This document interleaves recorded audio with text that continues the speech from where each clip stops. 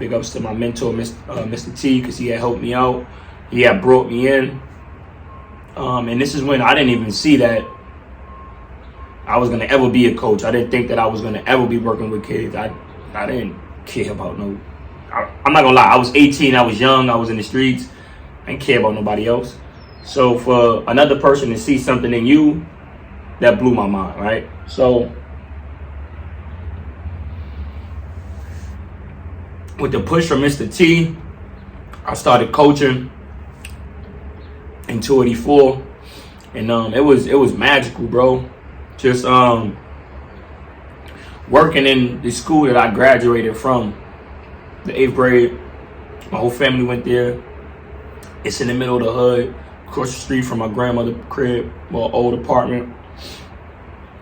So that school had a lot of ties to me. It was real special. It was real important to me. And I'm just grateful now that Mr. T saw something in me that I didn't see in myself at all.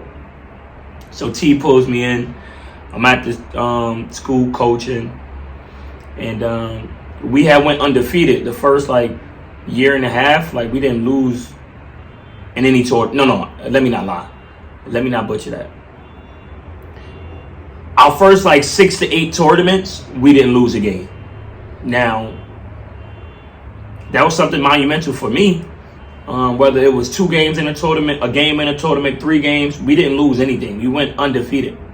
And that was dope to just see all the hard work of the kids and what I was really putting into the program.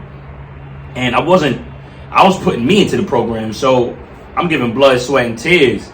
But it's a lot of things that I have learned from working at that school to help me out now where I'm at on my journey.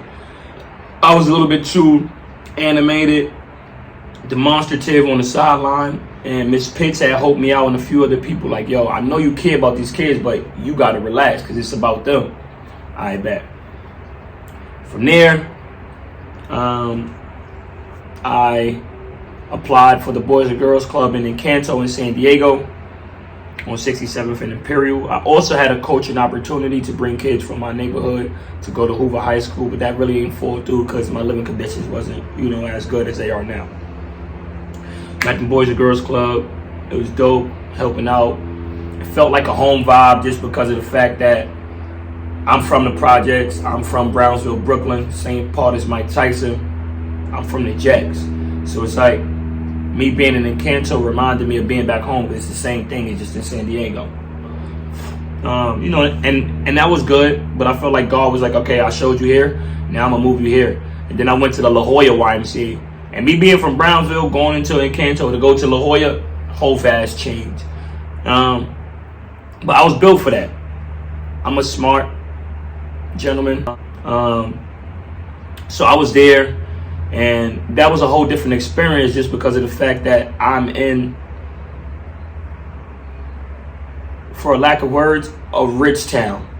Rich, people that got millions, their homes are $1 million homes and this, that, and the third, and some of these people probably never really interact with a lot of people that look like me or sound like me or just like me. But it was a dope experience. It's a dope experience. I met a lot of good, genuine people. And the people that, the handful of, negative ones or whatever, you don't even pay attention to that. It was a great experience there. I met a lot of good people. A lot of good people who I'm still working with their children now. Blows my mind, right? So from there, from the YMCA, with the urge of a few parents, I started my training business, just working out with the kids. And now it's flourishing. I'm coaching kids in La Jolla each Friday, Saturday, and Sunday. You can book me. You can DM me. You can hit me up on my IG page at Devoted to the Youth LLC. Again, it's Devoted to the Youth LLC.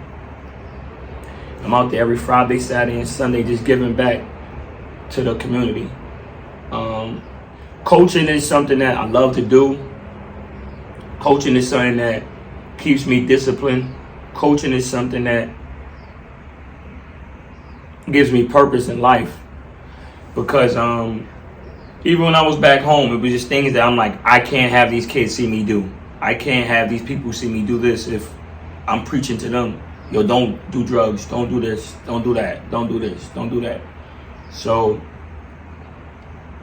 I thank God for basketball to just keep me on the straight and narrow path. As far as learning like the discipline, you can get jaded on the journey. That's if you allow it to. But I just thank God's.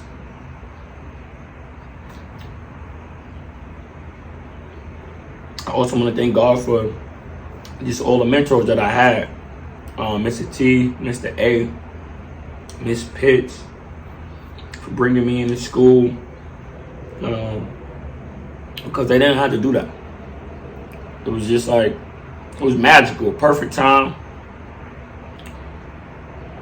And I'm in a great space and a great time right now in my life.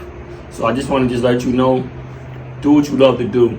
Opera's Iron Bible study with my bro Frank and all the brothers and gentlemen that we have been interacting with and building fellowship with. Just not playing no more in life. I'll be 30 at the end of the month. Like, life is good. Life is amazing. Don't let nobody tell you that you can't do nothing. Don't let the world tell you that, oh, nah, you can't do that because you from there. Or you shouldn't do that because you don't belong over there. I'm talking about positive, right? Like if you want some negative stuff, you know what you should and should not be doing. But I'm talking about positive, being led by the Spirit, following Yah. So I just want to encourage y'all.